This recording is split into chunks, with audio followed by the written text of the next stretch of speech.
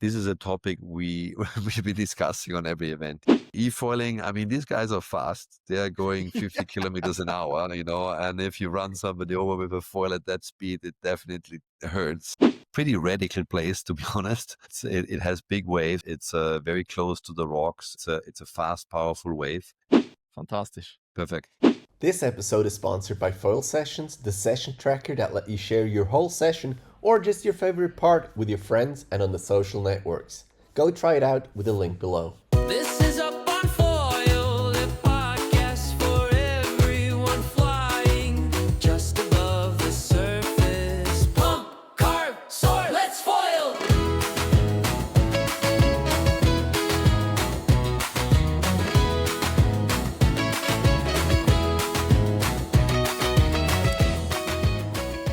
This episode is also supported by SurfEars, but more on that later. All right, welcome to a very special episode of Up on Foil. It is the SFT recap show. We look back on the first year of the SFT again with Tom Hartmann, the one who actually organizes the whole thing. Thank you very much, Tom, for coming back on the show. How are you, man? Back from vacation? No, not back from vacation, but we just finished the season. As you know, our organization is not only running the SFT, we also have two other world tours, the Kite World Tour and the Wingfoil World Tour, and we just finished 2 weeks ago in Brazil. And now we have a month. I wouldn't call it off time. We are not on holidays. We're planning a lot for 2026, obviously. But we don't have any event going this month. And so, yeah, it's a good time. I'm back home in Mauritius, and I'm trying to get on the water myself, obviously, as much as I can. This is important too, because I didn't have too much water time over the past couple of weeks and months. And and working a lot on next year's season. I was just teasing you because I remember last time we spoke, there was so much you had going all the time. So did you actually get to take some days off last year? Well, I haven't been on a holiday, so I didn't go anywhere on vacation. No.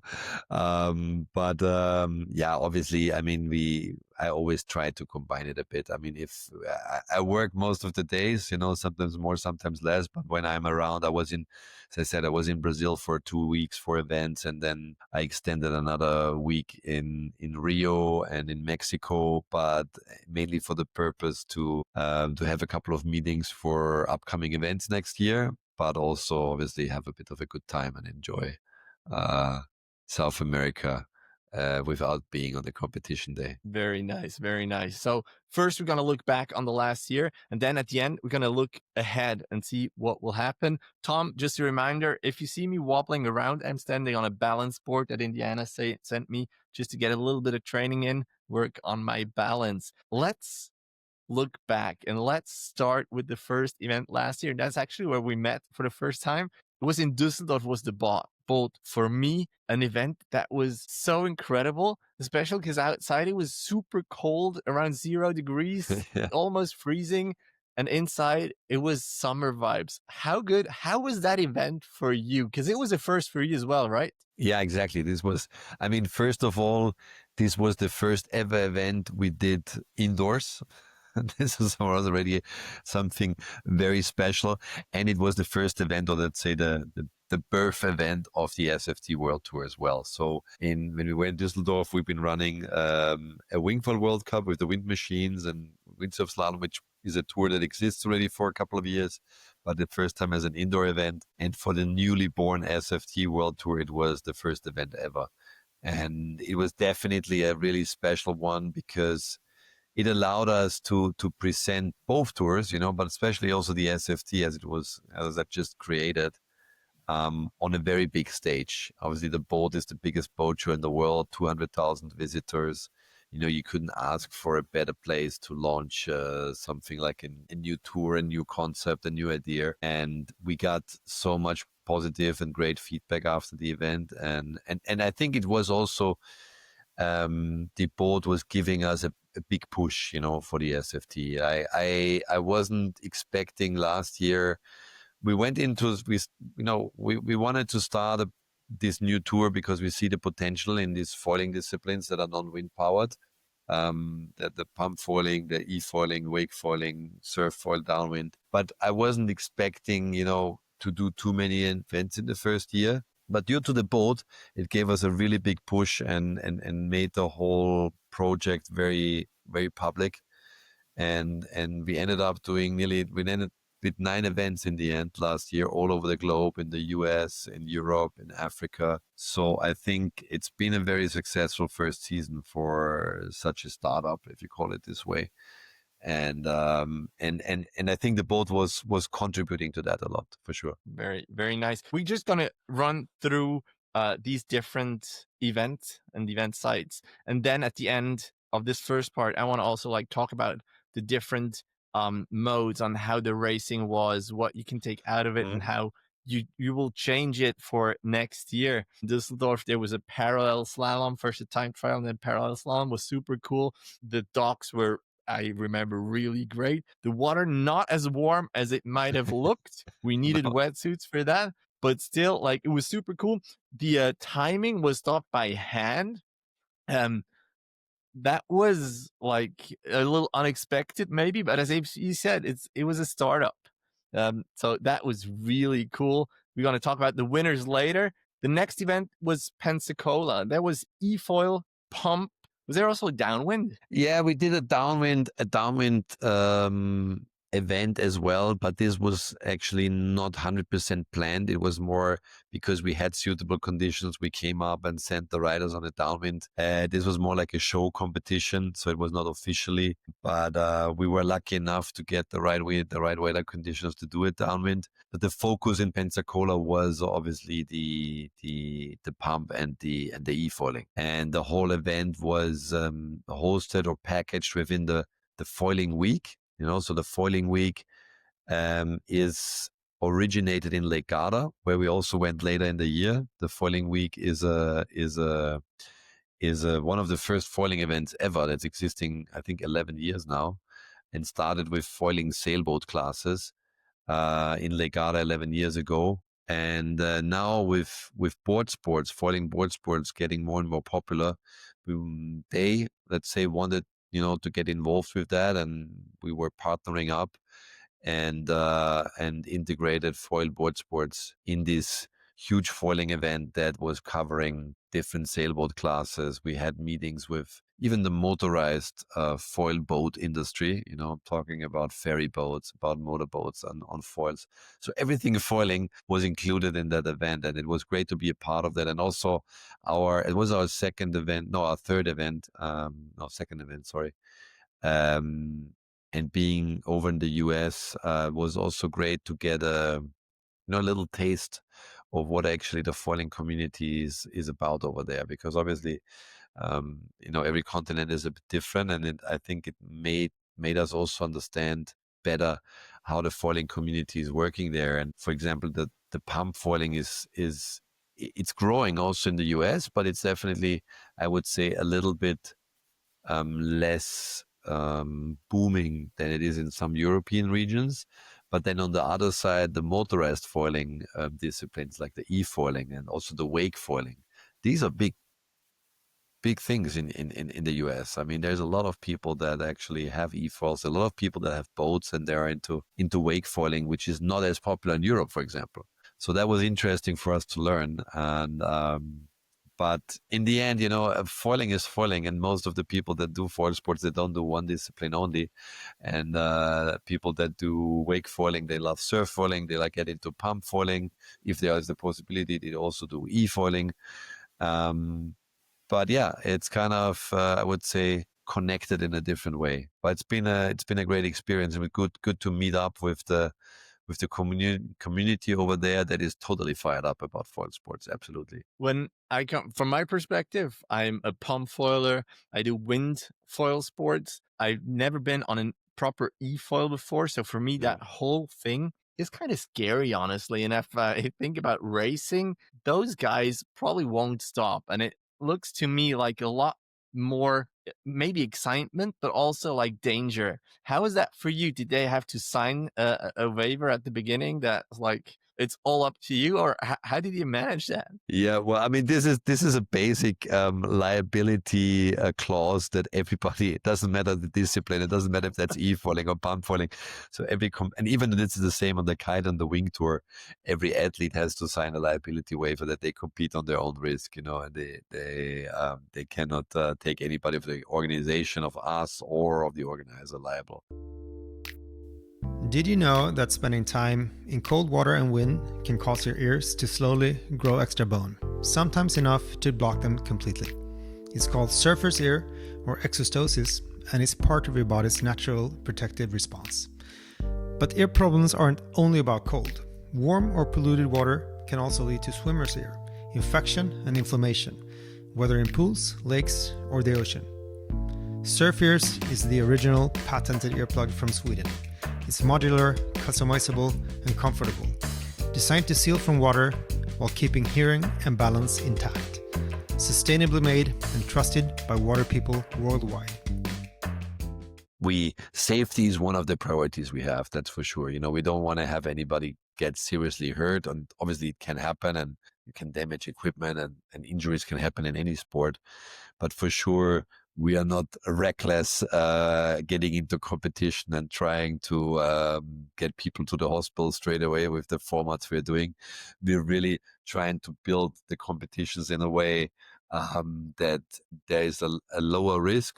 But yeah, for sure, e-foiling, I mean, these guys are fast. They're going 50 kilometers an hour, you know, and if you run somebody over with a foil at that speed, it definitely hurts. But everybody on the tour needs to wear protection. They need to wear helmet. They need to Is that mandatory for them to yes. start? In the e-foiling discipline, it's mandatory to wear helmet and mandatory to wear impact vest. But even we probably, you know, at the moment, we are not running any formats where people really race, let's say, shoulder to shoulder and can run each other over. It might maybe develop in that direction, but this would also require even more safety and even more safety equipment that is needed. And maybe we will see in the future people that, you know, do seriously e-foil racing, they will have a full body protection like motocross riders. They will have a full suit with protection from the legs to the head. Yeah, for sure. I mean, e-foiling it's a very spectacular discipline, and I think although it's motorized and it's not, I would say, yeah, it's not. You don't foil by, or you don't fly by pumping the board with your legs. You press a button. You have an engine. It is a very physical discipline still. I mean, It's everybody very tactical as well, right? It's very tactical, and it's very still, you know, to do multiple laps and really going on the limit. It requires a lot of physical strength as well. I mean, it's similar, I would say, in a way. You know, if you sit in a Formula One car, it doesn't mean you don't need to be fit. You know? You need to still be totally focused. You need to be in shape. And the e-foil discipline in general, that we're running the format, we try to keep it very skill orientated, which means we are not running formats where it's about the maximum speed. We don't want just the guy who has the fastest e-foil be the winner. The courses we are running are very technical with a lot of like short distance, not the long distance runs where it's about the top speed. It's a lot about the turns and the technique how you can turn your board. So you don't necessarily need to have the fastest e-foil, but you need to be able to maneuver it in the best way around the course. Can you still maybe tell me and the listeners how that start went? Because for dock starting, it's obvious you need to start from a dock, but with the e-foil, I can imagine doing a start where you have to manage time and distance to the line and go full throttle over the line, or maybe that you sit on your board or kneel on your board and just start to accelerate when you hit start. How did that work, or how was it? Was it different from place to place? Yeah, we tried different. It's a good question. We tried different ways. Usually we are running our format. We're running first a time trial where it's about the best lap. And then according to the laps, you get seated in the ladder, competing head to head against another person. And in the time trial, you have a flying start, like you said. So you basically get on your foil and then you run around the course. And once you cross the start line, the time starts. And then when you cross the finish line, time stops. But then in the head-to-head race, where it's not about the time, it's a lying start. So you need to be lying on your chest, on your board. You cannot knee on it. And behind the start line, you have a start signal. And you can be moving before the green light, but you cannot cross the line and you cannot stand up before the green light. So you can move slightly on the board, but as soon as it's green light, you can stand up and you can cross the line. And that makes the starting technique an important part of the race, which is very interesting. Same like in pump foiling. I mean, obviously, if you want to be a win, it's not about just being the fastest one pumping. You need to have really good start, and it's similar in the e-foil race. You can see people that they be up in 2 seconds and accelerating full speed, and other people take 5 seconds. They're already behind. All right, so that was Pensacola. Then on my list, I have Cape Verde Surfoil event. I completely missed that. That didn't show up on my Insta bubble. How was that? And that was just Surfoil. And was that the only Surfoil event this year? Yeah, that was the only Surfoil event we did. And so we were in Cape Verde. It was actually a triple header event. So it means all our 3 tours were combined. It was in Ponta Preta, which is, I think, for those people who kite or windsurf or even wingfoil, they are familiar to this or heard about this place. It's a pretty radical place, to be honest. It has big waves, or it can have big waves. It's very close to the rocks. It's a fast, powerful wave. And we had a kite World Cup, a wingfoil World Cup, and a surfoil World Cup. And we ran the surfoil discipline as a tow-in event. So the riders got pulled in by jet skis. They didn't have to paddle in because the waves are fairly big and not so easy to paddle in on a surfoil. But we had, we didn't get it on really big conditions, unfortunately. So it was not small. I don't say it was small, but it was 4 Ponta Preta on the, let's say, lower side of size, because it needs a certain size, this brake, to be working. And it was quite challenging, I think, for the athletes, because the wave breaks very close to the rocks and it's a fast wave, and the riders got towed in by jet skis. We had a certain competition window, and we had finished kite, we had finished wing foiling, and we were waiting. There was a really good forecast for the last 2 days of the event, and we were waiting for the last 2 days to be able to run the surf foiling. But then the forecast didn't materialize as it was forecasted, like it sometimes can be, and we didn't get it as big as we wanted to. But we were still running it, and I think it was a great, it was a great show.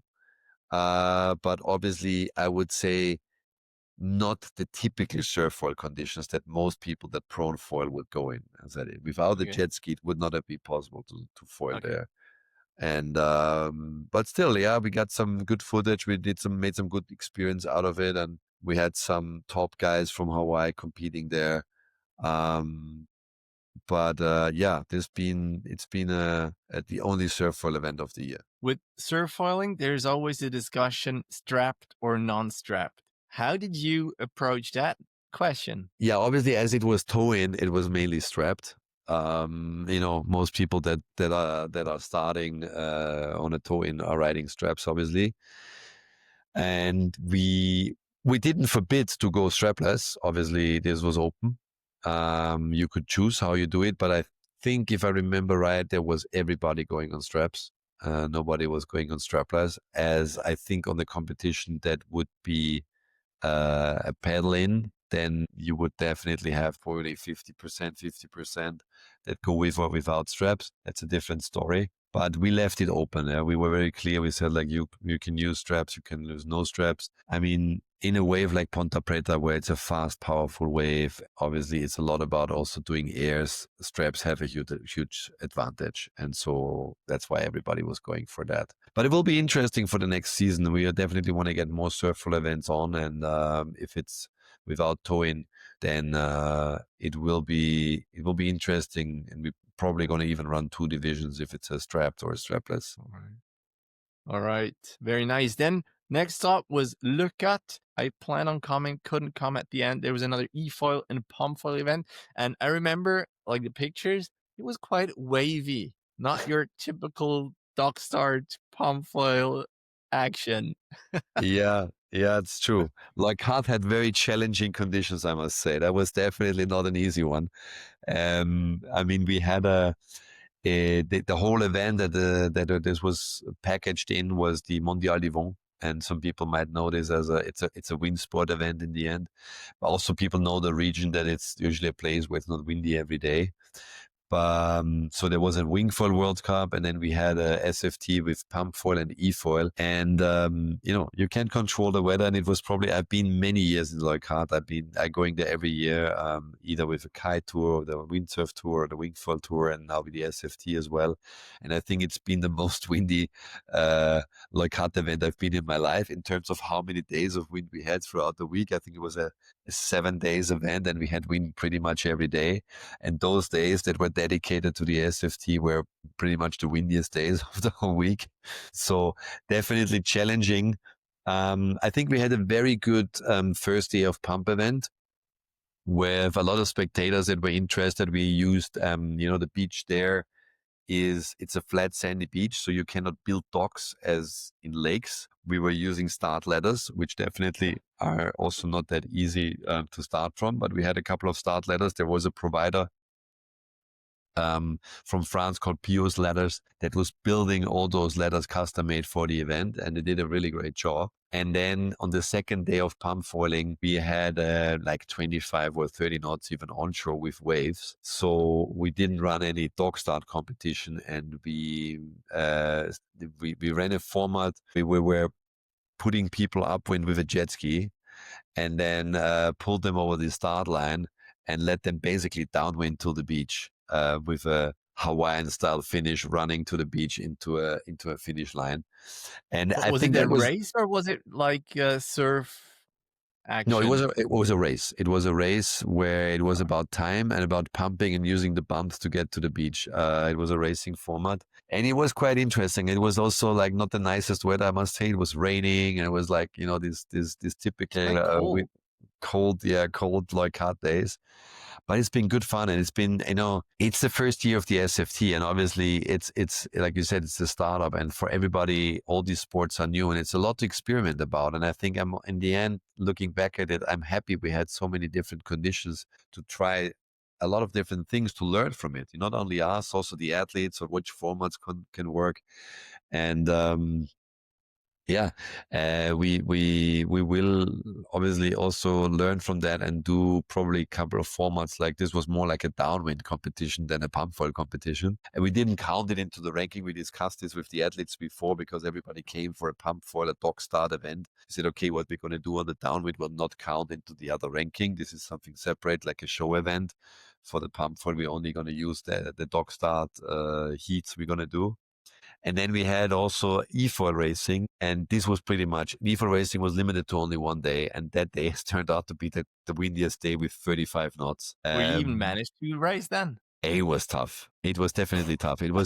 We had to adjust the course to make it a bit shorter, and a lot of the participants actually struggled to start. I mean, once you fly, you're kind of safe. Yeah. But imagine you're flying on an e-foil, like trying to be on the limit, and a gust with 35, 40 knots hits you. It just knocks you off the board, So that has definitely been a quite challenging one and very technical race. I think.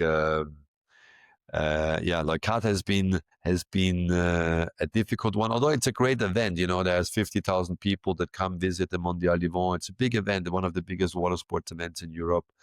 A lot of good vibe, a lot of spectators, good promotion for these sports as well, getting people to see pump foiling and downwinding and e-foiling. But it has been challenging. The weather conditions have not been the easiest ones for sure. But, if you want to crown the best of the best, then the weather shouldn't matter that much, or it's easier to separate like the mediocre ones from the best. So, it's what it is. No, exactly. That's, in the end of the day, it was still you could see like who was more used to this kind of conditions, and like people that more like really only do it when it's glassy and no wind. And you had other people that were used to do this with a bit of wind.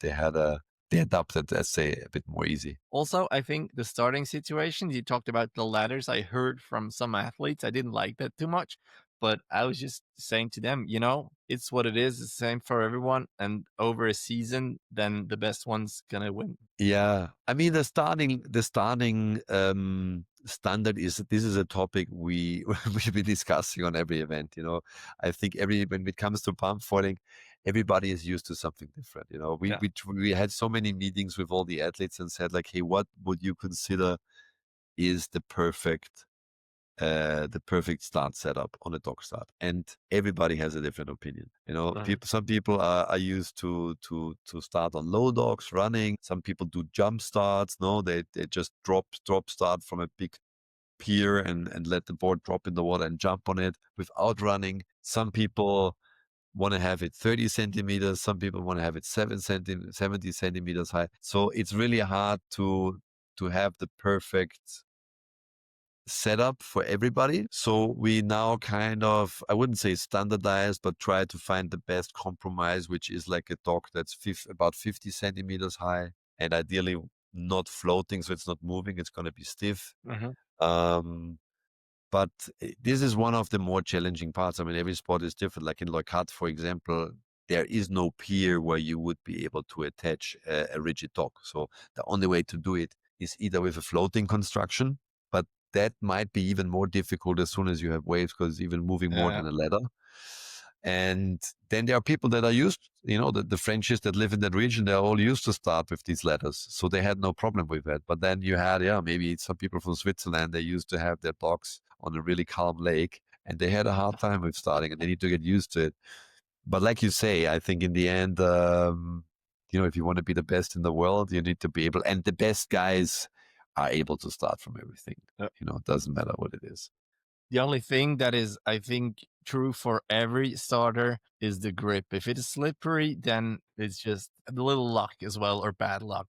But also that, what you're going to do. Next up was in Sicily, a pump and e-foil event. If I recall correctly, there weren't too many people there. Yeah, we had quite a good field on the e-foil side. It's been mainly the main discipline was the e-foiling, I would say, because that's what the event was known for, and they already did it in the past. And we plugged on the pump foiling as well, but we didn't have a huge number of pump foilers there. That is true. Also, as I explained before, I mean, we started the SFT with the boat, and Cape Verde and Leucate was confirmed, and that was it basically for the year. And everything else came in after that, with the whole traction that the tour and the events got. And Sicily was an event that was super interested to be on the tour, but it was confirmed very late. So we didn't have, a lot of time in advance to promote it and tell athletes that something in Sicily is going to happen. And we were just talking about a couple of weeks.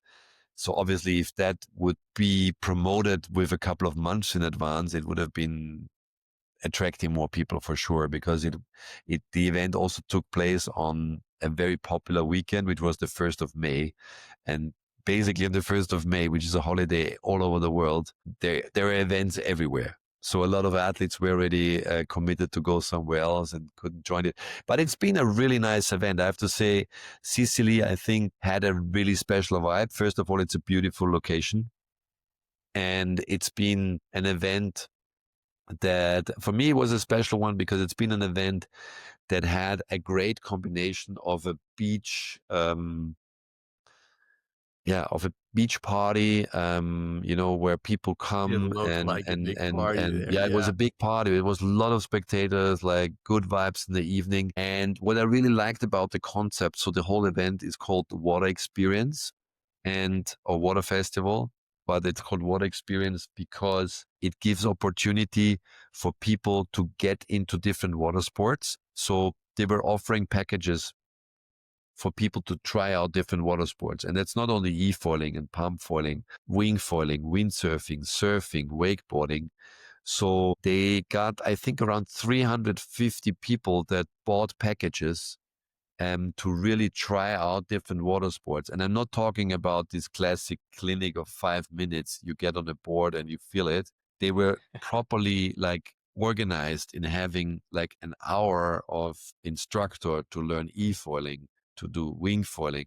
They were really slotted in time slots, and the people were lining up to learn these sports. And I think the concept is really great to get new people. These were all people that never did any water sports before. To get new people hooked into these kind of sports, doesn't matter which foiling sport or water sport it is. I think it's a great concept, and I really like that about this event. And we are planning to come back there for 2026 as well. Because it's just been, in the end, it's not been easy, but in the end, everybody left with a smile and had a really good time. That's what it's all about. Exactly, and in a good place. Yeah, as I said. Very nice. Next one was back in the States, the Atlanta Foil Fest. Some pumping and e-foiling again. Yeah, exactly. This was an event that got created actually with my friend Jason Burton from Burton Outdoor Adventures. He runs a foiling business and a school out in Atlanta, or a bit outside of Atlanta. And we met, we got contacted by him also after the boat, and then we met in Pensacola, and the first event we did in the US. And we worked on that concept. It was the first time, this event was happening, and it really, I think, in its first year already was a big success of foiling in the US. I mean, there are events happening, but it's been the first event where all these different foil sports were coming together, and it was a really high level of competitors on all the sports. So that we had pump foiling, e-foiling, but then there was also a wake foil competition that was run by the FSRL. And I would say all the best guys from the US were there, and it had good prize money. It was well organized. It was a great location. It was in the Olympic Stadium of the games, of the Olympic Games of rowing.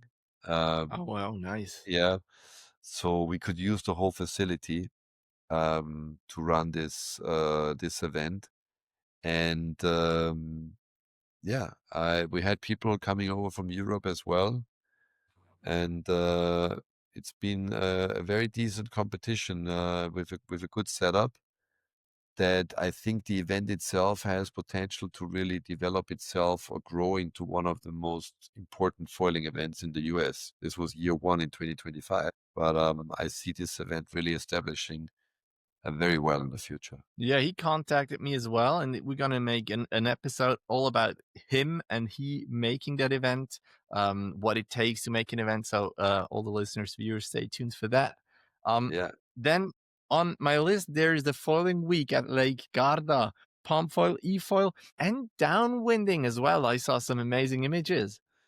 Yeah, this was the only event where we did downwind in 2025. The foiling week, as I explained, it's a concept where a lot of different foil sports come together. It originated in sailing, but the board sports get more traction in it. And we were running the board sports side in Lake Garda, which is, first of all, a beautiful location. I think everybody that has been there and ever been in Lake Garda knows, like, this place is, it's just such a crazy scenery, this lake in between the mountains, and the weather is super predictable. So you have always, in the morning you can have a wind, then it turns to be glassy, then the wind turns around, it comes from the other side.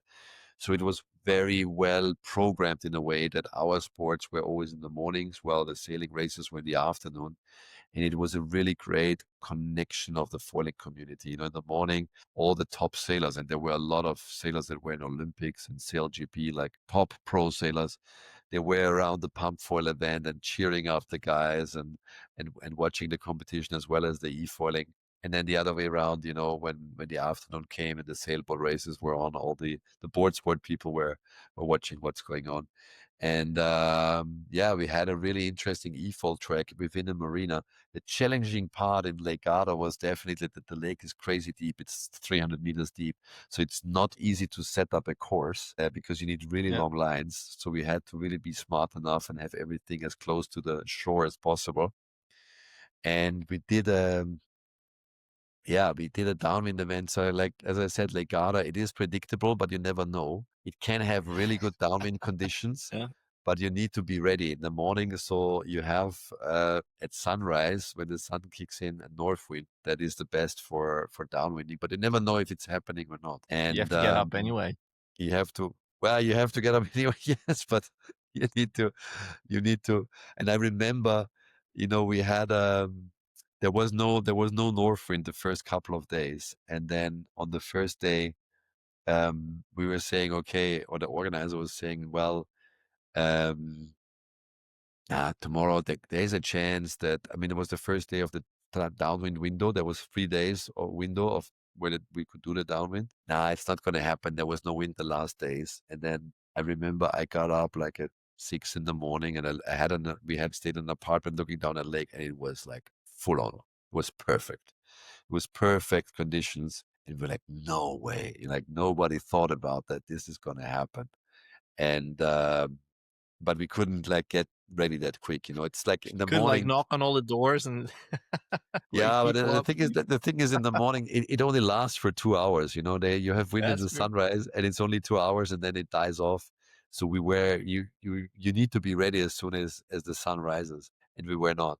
So we missed on that first day the opportunity, but we were lucky enough that on the second day exactly the same thing happened, and we were totally ready. And I remember I got up super early, 5 in the morning, before even it was still dark. Looked at the trees, and I saw them moving. So gave a green light, said, let's do it. We're going to go for the downwind. And we put everybody in the boats and drove them to the other side of the lake. And and did a downwind competition with a like flexible, like everything from boats. So we went up, had everybody on boats, put them up on the start line, said like, the start line is here between the boats. Let's go. We gave a starting signal, and we go as far as we can. And then we're going to put the finish line, and you cross the finish line, and that is the race. And it turned out to be like really amazing. Like I remember I was driving one of the boats, and I couldn't believe it. I took so many photos and videos just with my phone, because you had just the sun coming up above the mountains in the first sun rays, and had the guys. So we had 2 divisions. We had people on the paddle, and we had some on a foil assist with foil drive. And yeah, it's been I think a really good good experience in the end. Good images in the morning, and downwinding is definitely one of the disciplines we want to build up on for next season and do a couple more events. Obviously, downwind events are logistically a lot harder than pumping. You need boats for safety. You need more distance. You need the weather conditions. I mean, pumping. Yeah, you need like a week, and then within that week you can choose 1 or 2 days, which is that is why obviously makes it. That's why the majority, let's say that all of the 5 disciplines that we did this year in the SFT, the majority of events were e-foil and pump foil, because these are the easiest ones to organize. Yeah. You need just a piece of water and a couple of buoys and the starting docks for pump foiling, and that's it. But when it comes to surf foiling, to downwinding, you need specific weather conditions, and you don't have them all the time. So, and the logistics are a lot harder. And then for wake foiling, it is not so difficult, but you need a proper boat. And I'm not talking about any boat. You need a boat that can produce a proper wake, and it's not every boat. So that also makes it a bit more complicated. But we for sure want to build up on the downwind discipline. I think it's a great discipline, and it's kind of, would say, the pinnacle. Like everybody who's into foiling kind of dreams of doing downwinding. That's where I think everybody wants to go. But of course, we always have this concept. In the end, we want to build a show. We want to also make these sports sellable and interesting for sponsors. And downwind is not an easy format to make it attractive to watch. I think it's amazing for the athletes to participate, but for downwinding, it's hard to run it in a way that it's easy to present for the audience because of the long distance. You cannot watch the whole race. Unless you make the distance really short. So there's a lot of thoughts that need to be put into it, how to make it, a successful discipline that we can really grow and make popular. I want to just stay at Lake Garda for a second. If I remember correctly, the dock starting situation, that was different to the other events. There was not a one against another one. It was just time trials, and the dock was just like this I don't know what you call that, not a regular dock, but where you can like put in the small dinghies. Was that the starting situation there? Was that planned that way? Yeah. As I said, it was not easy to have starting docks in a way that we had at some other competitions. So we had to work with the facility, the marina that was there, on how we can start it. And we could have started it with parallel or 2 people races, but it would not have been totally fair. So in the end, we decided to run this as a pure time trial race. So we did a lot of different courses, and it was just about the time. So all the competitors had to do the same course, and we're competing about who did the best time. And we used the boat slipping ramp where the boats go in and out.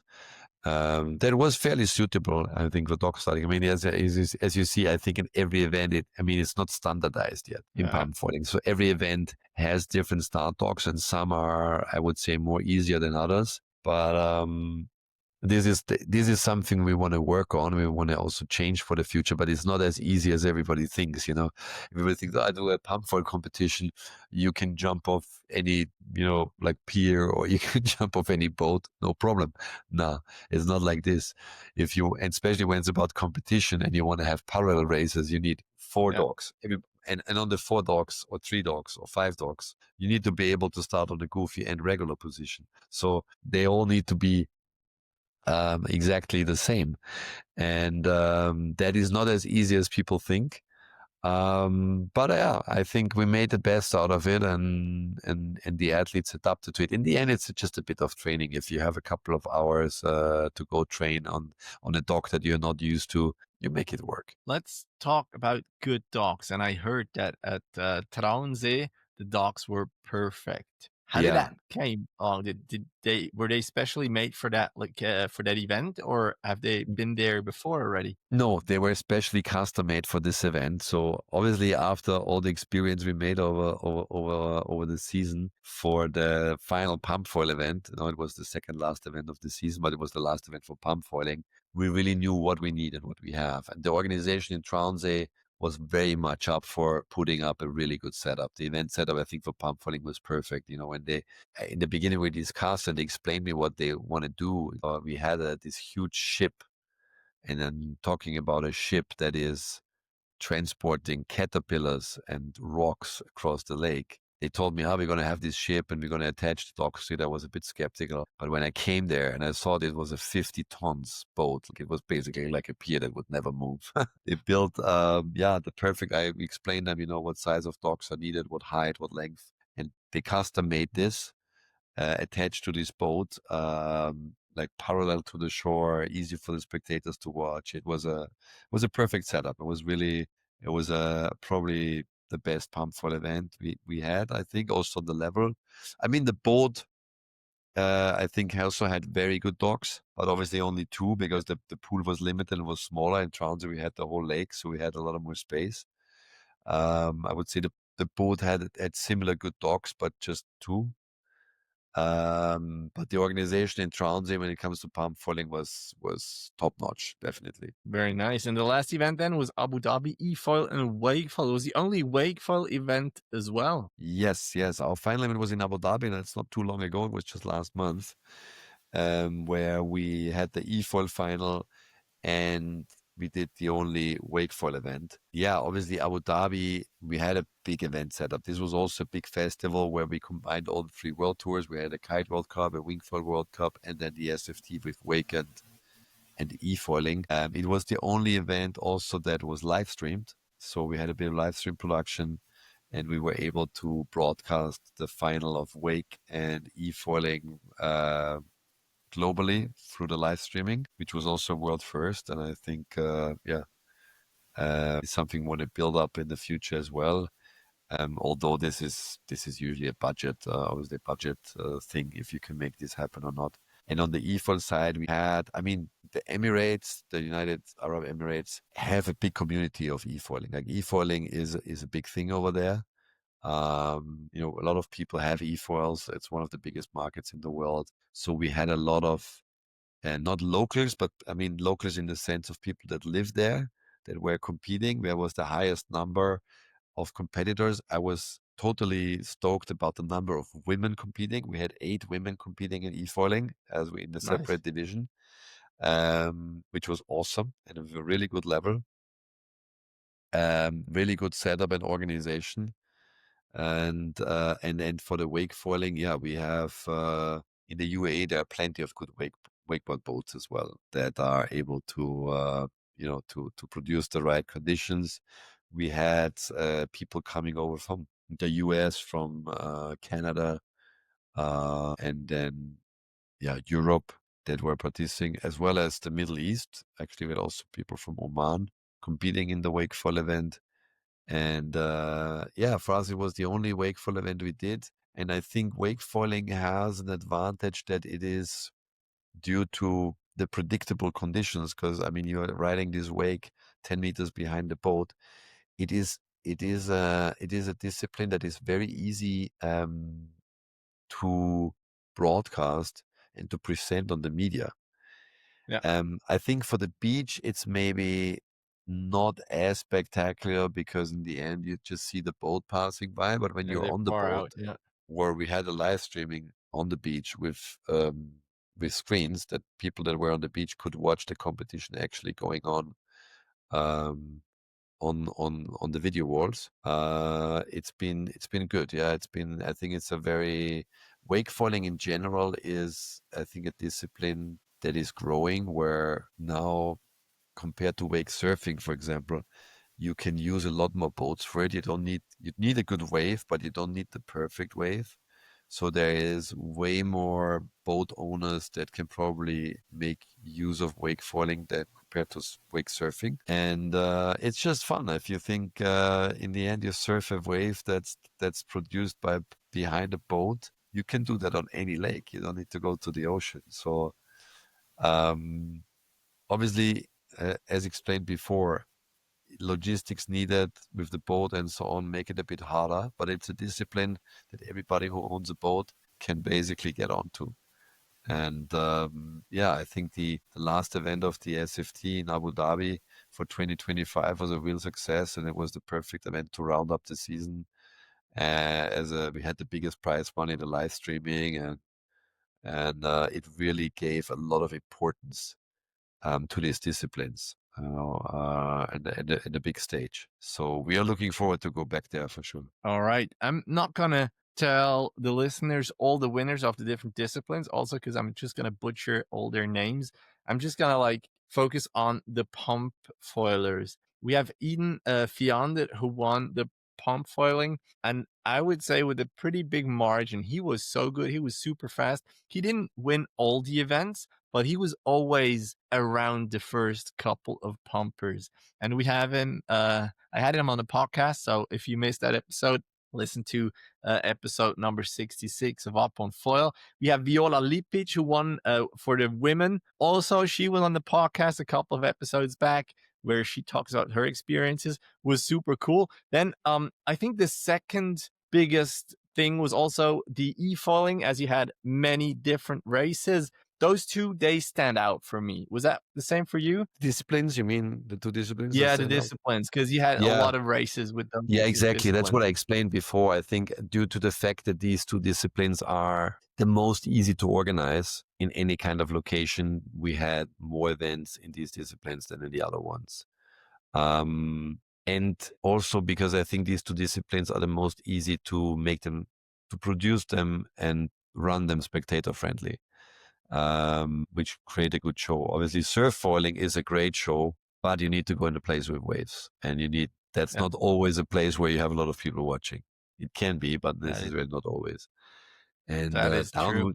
Downwinding is a long distance where you probably will not be able as a spectator to see the start and the finish. You either see the start or the finish. And wake foiling requires a boat. So that's why pump foiling and e-foiling were definitely the events where we had most competitions going. Let's quickly talk about the next events, and the next event that is on your website.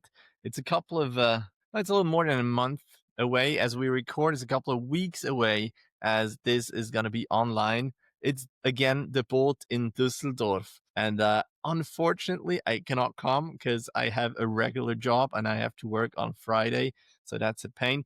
But is there anything planned differently to this year, to 2025? Yeah. So we're going back. I mean, it's not going to be a huge difference, but what we for sure will improve or want to improve is the timing.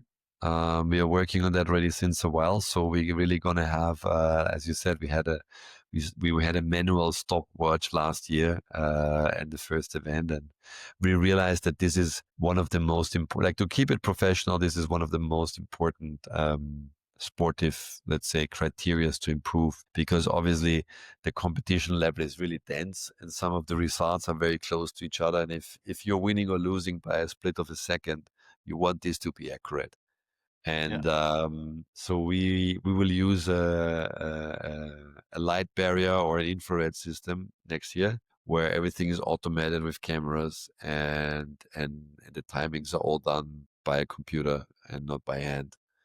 And besides And that, we want to also, improve. I remember the start situation. You had this like red, red, red, green. So people kind of started moving already a bit. Are you planning on changing that? Because I imagine if you just say ready and then go, they cannot like already start to move. Is there anything planned differently? We haven't thought about doing that differently. I mean, we'll definitely have the start procedure as accurate as possible. We learned that as well throughout the events last year. The start is obviously important, especially if it's a short race like in the pool, where it's maybe 25-second race, and you obviously having a good start is crucial. But we might be able to also implement a light barrier on the start to see, okay, who goes over earlier, faster.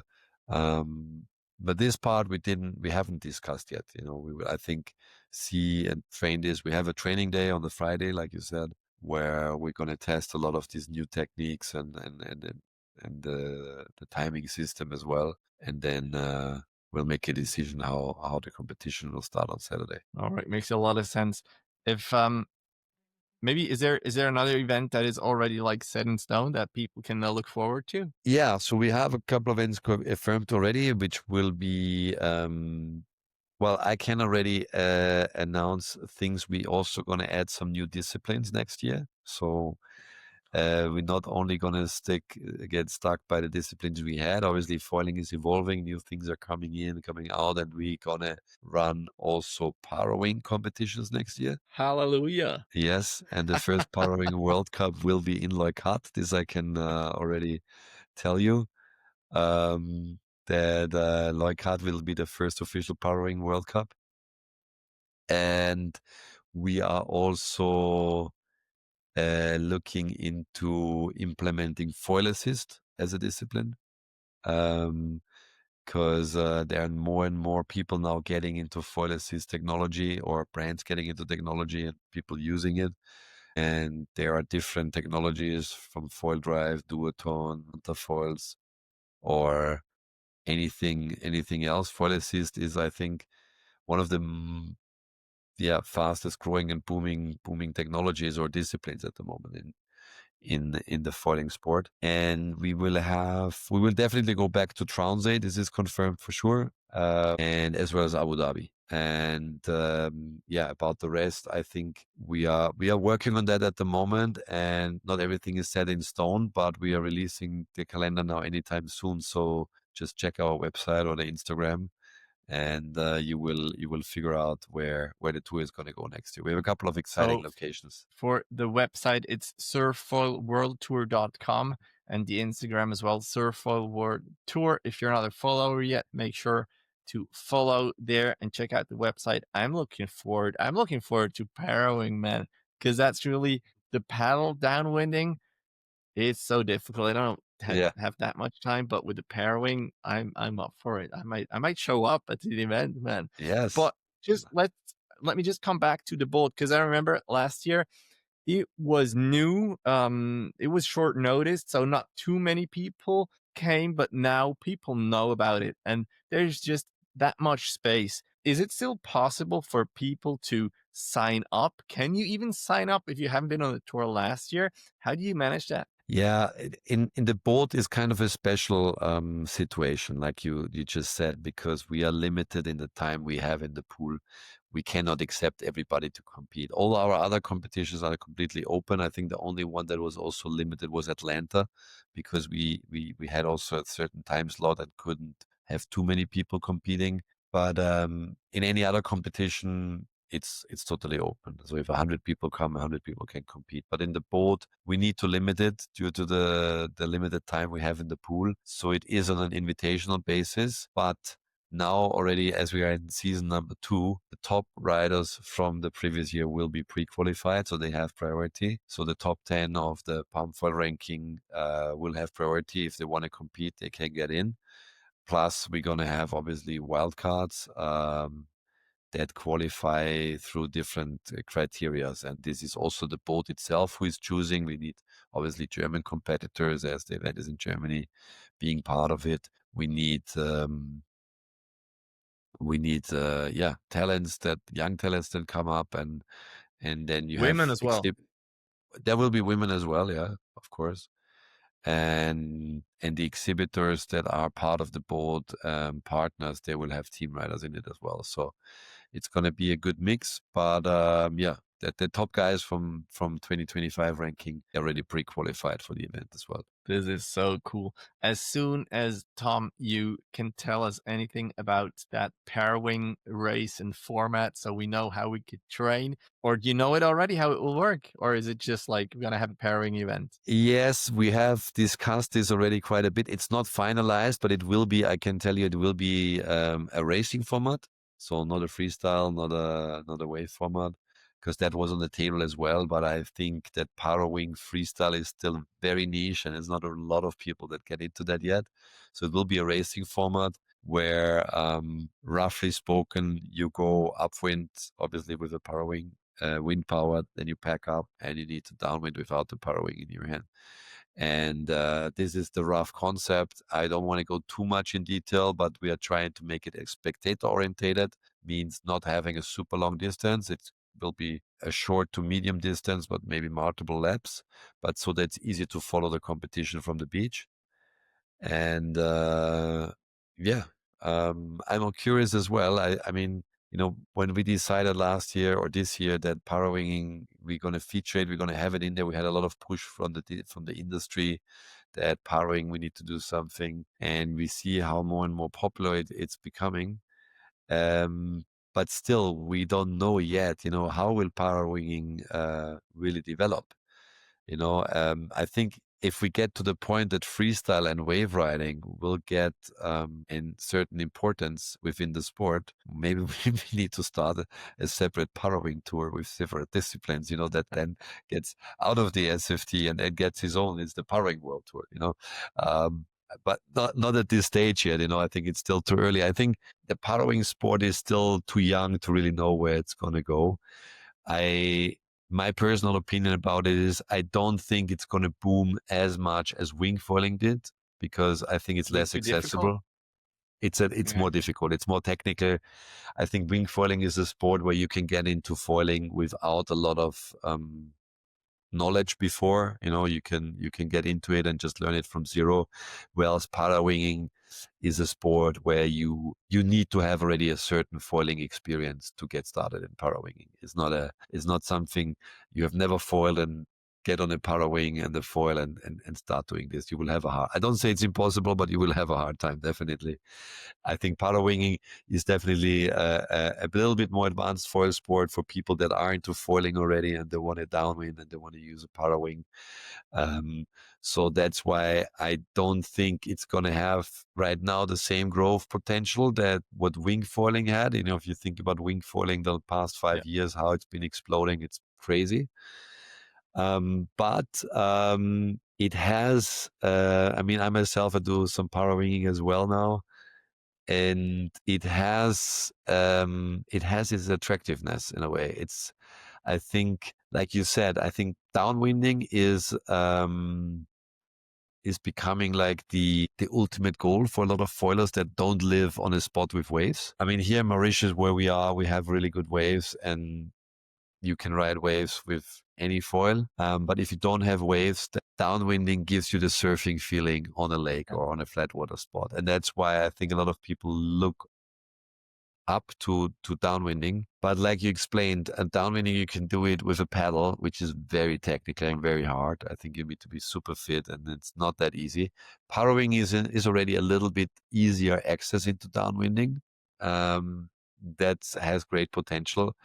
And then you have also now foil assist that is bringing people into downwinding, which is probably even easier than parawinging, but it's just a different way to do it, and it's a little bit more expensive too. So that's where I see at the moment the fascination, and I'm happy to see. Like, I mean, I travel a lot around the whole year to different events and different locations, and I see parawings popping up everywhere. You know, not that I see hundreds of parawings yet, but you No, can not yet. see that it's something that catches people all around the world, and there are many locations. I think a lot of people thought it's only about strong wind, open ocean winding. You know, even where you're from, people are downwinding on lakes in Switzerland and other locations. So the equipment gets more suitable, and I'm not talking only about the parawings, also about the foils. It will draw more and more people into this discipline for sure. 100%. All right, Tom. Thank you very much for taking your time again. Is there anything else that you want to just tell the world as the year comes to an end? Well, I think we have wrapped it up pretty well. I mean, as I explained, I'm very happy how the first season of the SFT went down. You know, having so many events in so many different destinations has been more than I've been expecting on. And I think everybody, the athletes as well as our team, is already very keen what's happening in 2026. And I'm just super excited to be part of, you know, the development and the young years of these sports, because I'm now into foiling for 5 years, like heavily into foiling with it for 5 years, I would say.